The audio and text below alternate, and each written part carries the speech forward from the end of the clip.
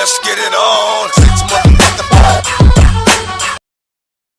Good morning, all of you. My name is Son Singh Rajput from Model School SEMA. You are most welcome in D2 Academy. Today we shall study about the third part of present perfect continuous tense.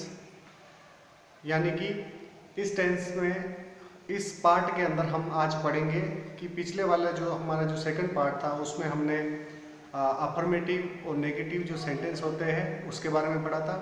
आज हम इस part के अंदर present perfect continuous के interrogative yes no type sentence, interrogative W S type sentence और interrogative negative sentence के जो structure होते हैं, किस तरीके से हम हिंदी के सेंटेंस को इंग्लिश में कन्वर्ट करते या फिर इंग्लिश के सेंटेंस को कैसे लिखा जाता है उसके बारे में पढ़ेंगे। साथ ही जो चार एक और एग्जाम्पल दिए मैंने कि एग्ज़ाम में किस तरीके से जो ये क्वेश्चन आएंगे इस टेंस से रिलेटेड और किस तरीके से उसके अंदर वर्ब भरी जाती है, इसके बारे में विस्तार से पढ़ेंगे।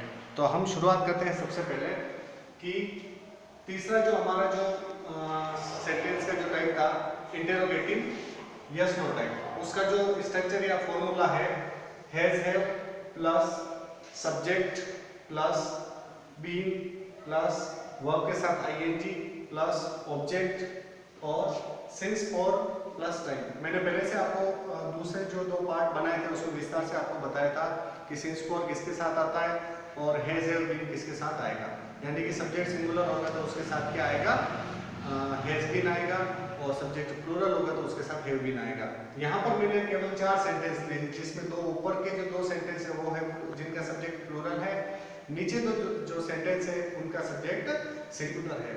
अब हम शुरुआत करते हैं कि इंटेरोगेटिव यस नो सेंटेंस होते हैं हमेशा क्या से शुरू होते हैं। यहाँ पर मैंने एक सेंटेंस लिखा जैसे कि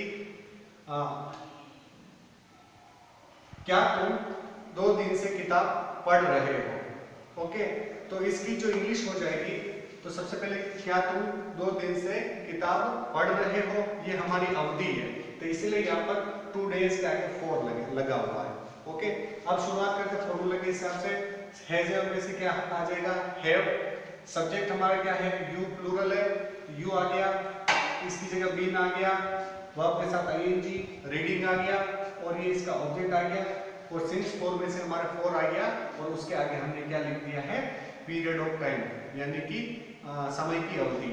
ओके, अगला सेंटेंस है क्या वे 2 दिन से किताब पढ़ रहे हैं, उसकी इंग्लिश हो जाएगी have they been reading a book for 2 days।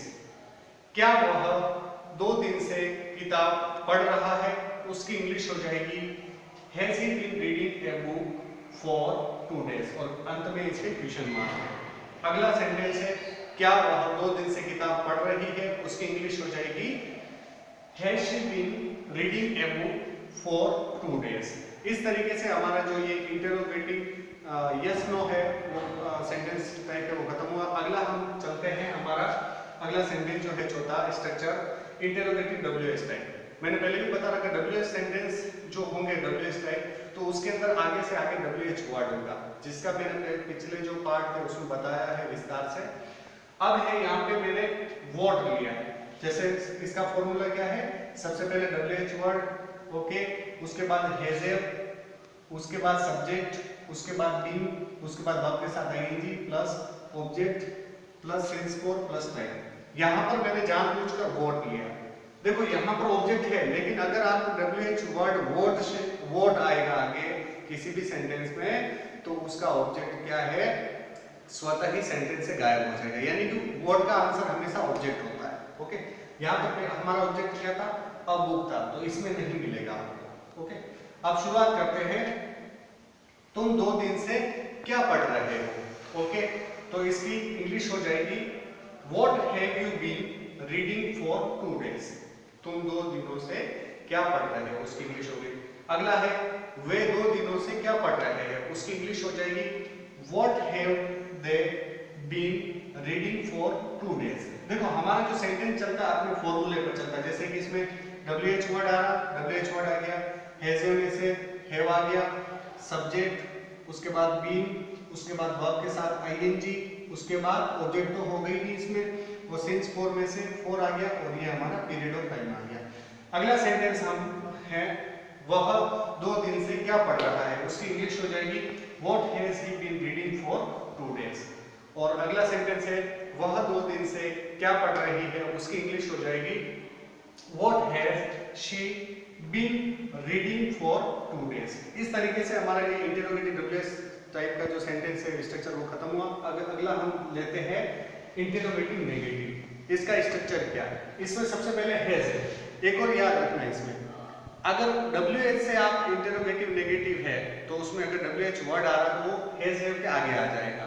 Okay, जैसे WH वर्ड हो तो WH वर्ड प्लस हैज हो जाएगा और नहीं हो तो हैज हो जाएगा। ओके, फिर है subject plus not plus been plus verb के अंदर ING plus object plus since 4 और फिर हो जाएगा अपना टाइम। ओके, अब हम शुरुआत करते हैं।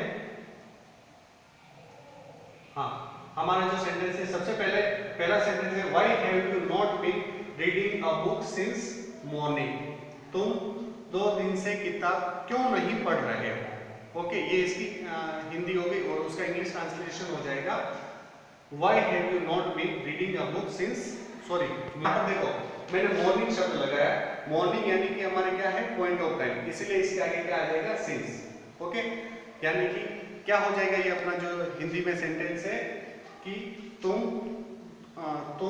सुबह से किताब क्यों नहीं पढ़ रहे हो, तुम सुबह से किताब क्यों नहीं पढ़ रहे हो, उसकी इंग्लिश क्या हो जाएगी why have you not been reading a book since morning. अगला सेंटेंस है वे सुबह से किताब क्यों नहीं पढ़ रहे हैं। ओके, इसकी इंग्लिश हो जाएगी why have they not been reading a book since morning. अगला सेंटेंस है वह सुबह से किताब क्यों नहीं पढ़ रहा है, उसकी इंग्लिश क्या हो जाएगी why has he not been reading a book since morning. अगला वाक्य है वह सुबह से किताब क्यों नहीं पढ़ रही है, उसकी इंग्लिश हो जाएगी व्हाई हैज सॉरी यहाँ पर शी हो गया, यहाँ पर ही हो गया, why has she not been reading a book since morning. वह सुबह से किताब क्यों नहीं पढ़ी, उसकी इंग्लिश क्या हो जाएगी why has she not been reading a book since morning. वह सुबह से किताब क्यों नहीं पढ़ रहा है, उसकी इंग्लिश क्या हो जाएगी why has he not been reading a book since morning. इस तरीके से हमारा जो इंटरोगेटिव नेगेटिव जो स्ट्रक्चर था वो कंप्लीट हुआ। ओके, अब हम देखते हैं कि हमारे एग्जाम में किस तरीके से जो वर्ब दे रखी होती है और उसमें हमें किस तरीके से वर्ब बनना, इसके बारे में बताता हूँ। सबसे पहले शुरुआत करते हैं अपने यहाँ पर 4 एग्जाम्पल ले करके मैंने, ये देखो fill in the blanks with the correct forms of the verbs given in the brackets. Okay, ये इस टाइप से जो क्वेश्चन आता है उसमें कैसे फिल आउट करते हैं। अब जैसे हमारा सबसे पहले क्या है कि वाक्य में सिंस 4 को देखना। अब वाक्य में यहाँ पर सिंस आ रहा है, ओके, सिंस और 4 उसके बाद टाइम दे रखा हो तो इसका मतलब हमें ये अनुमान लगाना है कि यह वाक्य परफेक्ट कंटिन्यूअस टेंस का होगा। अब यहाँ पर सबसे पहले हमने पहचान नहीं करनी, वर्ब देख ली क्वेश्चन में। ओके, अब पीछे सेंटेंस के फुल स्टॉप है, इसका मतलब ये सेंटेंस अफर्मेटिव है। अब सबसे पहले हमें देखना है सब्जेक्ट। सब्जेक्ट हमारा जो केटल है, केटल का होता है पशु। ओके, तो ये प्लूरल है तो इसीलिए इसके साथ क्या लगेगा हमारे हैव बीन लगेगा।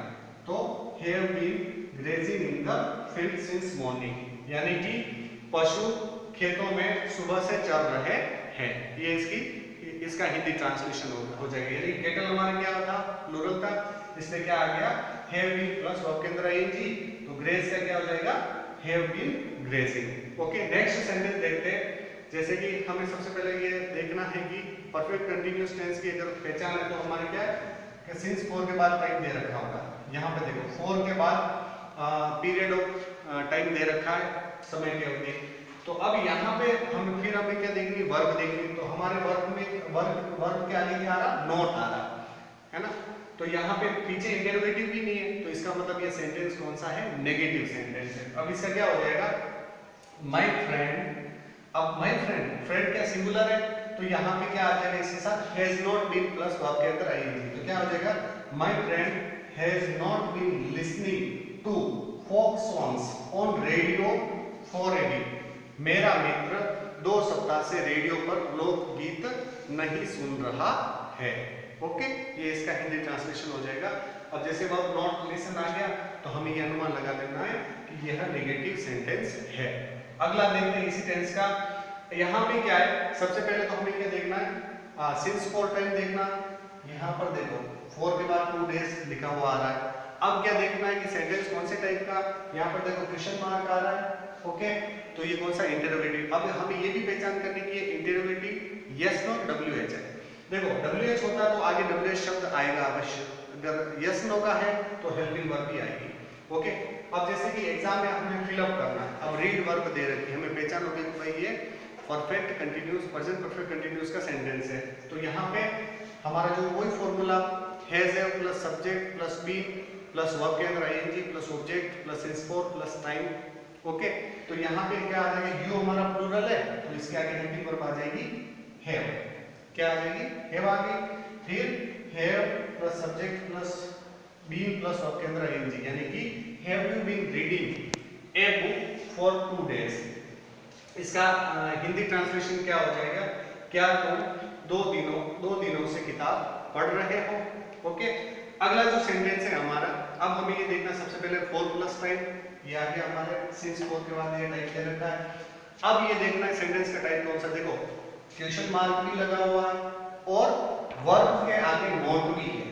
ओके, मैंने पहले भी बता दिया था इंटेरोगेटिव जो नेगेटिव सेंटेंस होते हैं उसमें क्या होता है, पीछे क्वेश्चन मार्क होता है और जो वर्ब होती है उसके जस्ट आगे नॉट होता है।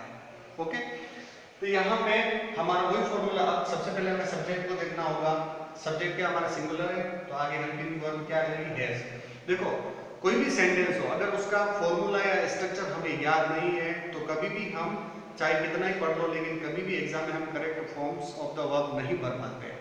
ओके, अब यहाँ पे शी था इसलिए सिंगुलर क्या आ जाएगी, हेल्पिंग वर्ब इसकी हैज और ये वापस not been cooking. Okay, for 2 days. Okay, ये इसका हो गया अपना जो वर्ब थे वो मैंने लिख दी यहाँ पर। इसका मतलब क्या हुआ, क्या वह 2 दिन से खाना नहीं पका रही है, ये इसका हिंदी ट्रांसलेशन हो गया। तो कहने का मतलब किसी भी टेंस के अंदर जो उसकी जो सेंटेंस के जो स्ट्रक्चर होते हैं वो बहुत ही इंपॉर्टेंट होते हैं। चाहे आप हिंदी ट्रांसलेशन करो या तो किसी भी सेंटेंस की आप उसको हिंदी से आप इंग्लिश में बनाओ या फिर इंग्लिश की अगर हिंदी समझनी हो तो भी आपको टेंस के फॉर्मूला जो स्ट्रक्चर है वो कंप्लीट होना बहुत ही जरूरी है। तो आशा करता हूँ कि अपना जो ये तीसरा और अंतिम पार्ट था इस टेंस का प्रेजेंट परफेक्ट कंटिन्यूस का जो पूरा हुआ, और मुझे विश्वास है कि आपको ये पार्ट अच्छी तरीके से समझ में आ गया होगा। और आप सभी दोस्तों से अंत में मैं निवेदन करता हूँ कि अभी तक आपने हमारे इस चैनल को सब्सक्राइब नहीं किया हो तो कर लें और हमारे इस वीडियो को अधिक से अधिक लाइक शेयर करें। धन्यवाद।